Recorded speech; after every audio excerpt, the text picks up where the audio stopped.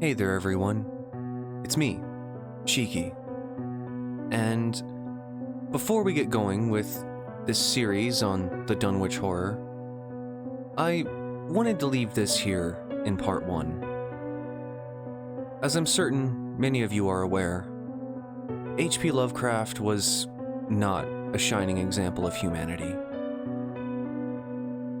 That, and the Dunwich Horror was written in 1928.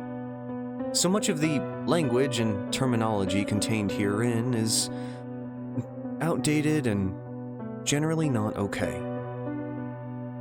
However, there's no denying the impact that Lovecraft had on horror as a whole. So, keep that in mind as we go, and please enjoy my personal favorite of his works, the Dunwich Horror. Gorgons and hydras and chimeras, dire stories of Seleno and the Harpies, may reproduce themselves in the brain of superstition, but they were there before. They are transcripts, types, the archetypes are in us and eternal. How else should the recital of that which we know in a waking sense to be false come to affect us at all? Is it that we naturally conceive terror from such objects, considered in their capacity of being able to inflict upon us bodily injury? Oh, least of all, these terrors are of older standing. They date beyond body, or without the body, they would have been the same. That the kind of fear here treated is purely spiritual, that it is strong in proportion as it is objectless on earth, that it predominates in the period of our sinless infancy, are difficulties the solution of which might afford some probable insight into our anti-mundane condition, and a peep at least into the shadowland of pre-existence. From Witches and Other Night Fears by Charles Lamb.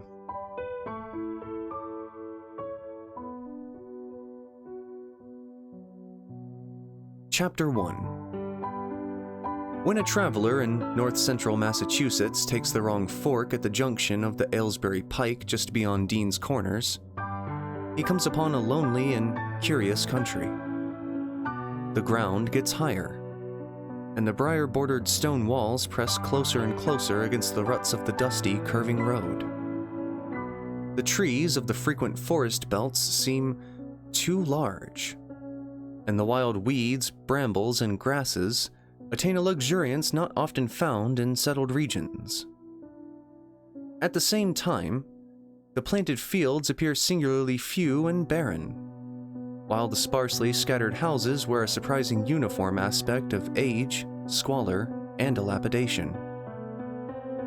Without knowing why, one hesitates to ask directions from the gnarled, solitary figures spied now and then on crumbling doorsteps, or in the sloping, rock-strewn meadows.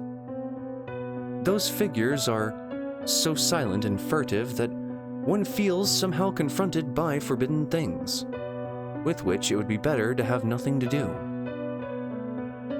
When a rise in the road brings the mountains in view above the deep woods, the feeling of strange uneasiness is increased.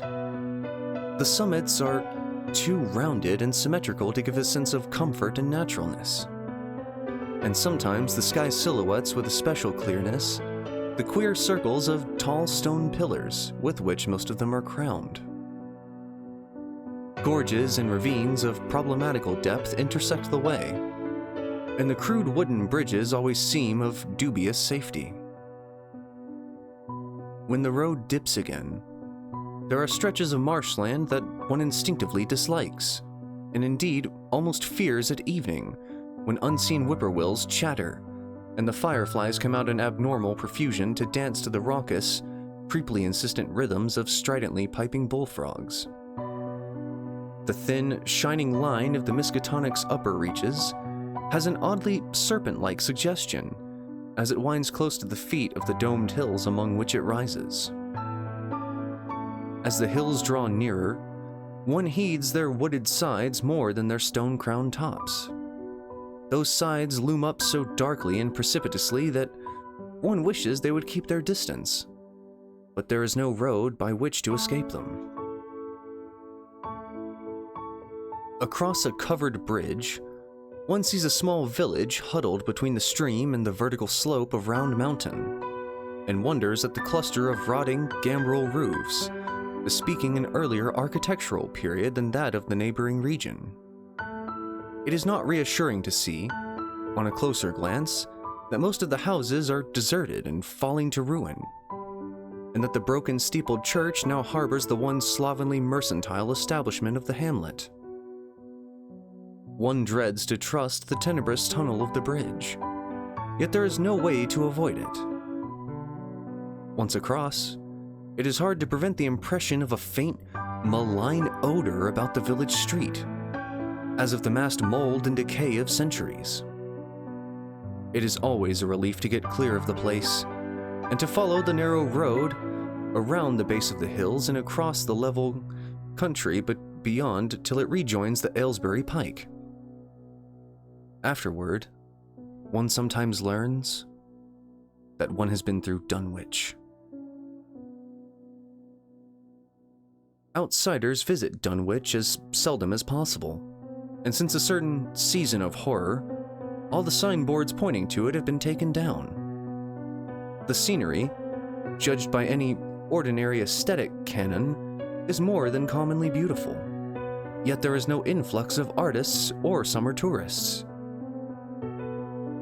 2 centuries ago, when talk of witch blood, Satan worship, and strange forest presences was not laughed at, it was the custom to give reasons for avoiding the locality.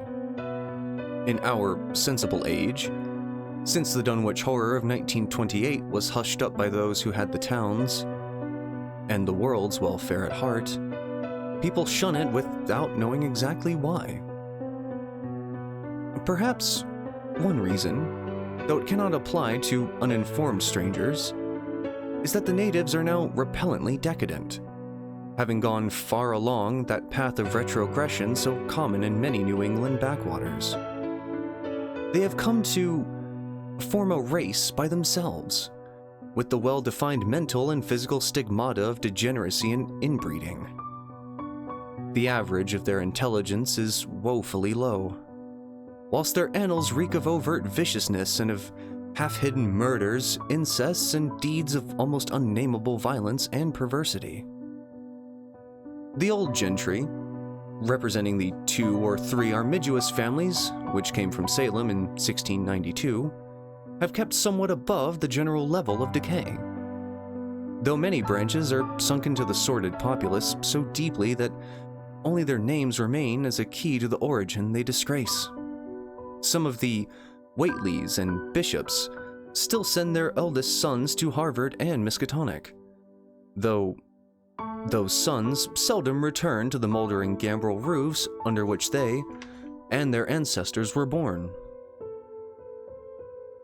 No one, even those who have the facts concerning the recent horror, can say just what is the matter with Dunwich, though old legends speak of unhallowed rites and conclaves of the Indians, amidst which they called forbidden shapes of shadow out of the great rounded hills, and made wild, orgiastic prayers that were answered by loud cracklings and rumblings from the ground below. In 1747, the Reverend Abijah Hoadley, newly come to the Congregational Church at Dunwich Village, preached a memorable sermon on the close presence of Satan and his imps, in which he said, "It must be allowed that these blasphemies of an infernal train of demons are matters of too common knowledge to be denied. The cursed voices of Azazel and Bozreel, of Beelzebub and Belial, being heard from underground by above a score of credible witnesses now living. I myself did not more than a fortnight ago catch a very plain discourse of evil powers in the hill behind my house, wherein there were a rattling and rolling, a groaning, screeching, and hissing, such as no things of this earth could raise up. and which must needs have come from those caves that only black magic can discover, and only the devil unlock.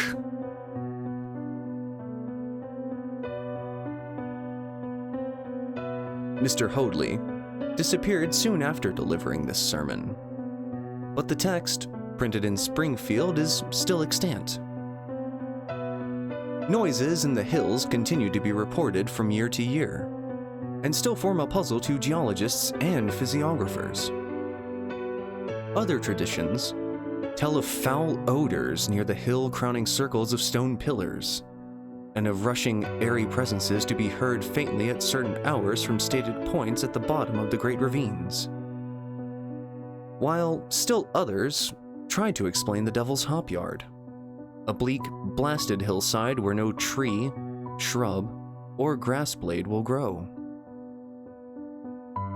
Then, too, the natives are mortally afraid of the numerous whippoorwills, which grow vocal on warm nights. It is vowed that the birds are psychopomps, lying in wait for the souls of the dying, and that they time their eerie cries in unison with the sufferer's struggling breath. If they catch the fleeing soul when it leaves the body, they instantly flutter away, chittering in demoniac laughter. But if they fail, they subside gradually into a disappointed silence. These tales, of course, are obsolete and ridiculous, because they come down from very old times. Dunwich is indeed ridiculously old, older by far than any of the communities within 30 miles of it. South of the village, one may still spy the cellar walls and chimney of the ancient Bishop House, which was built before 1700, whilst the ruins of the mill at the falls, built in 1806, form the most modern piece of architecture to be seen. Industry did not flourish here, and the 19th century factory movement proved short-lived.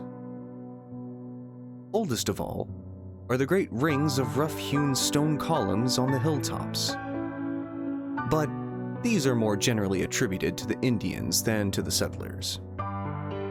Deposits of skulls and bones found within these circles, and around the sizable table-like rock on Sentinel Hill, sustain the popular belief that such spots were once the burial places of the Pocumtucks. Even though many ethnologists, disregarding the absurd improbability of such a theory, persist in believing the remains Caucasian.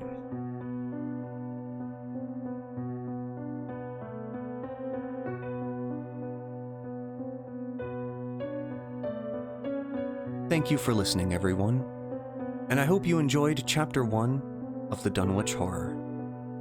If you like what you heard and you would like to continuously come back to my spooky shack, feel free to leave a like and subscribe if you wish.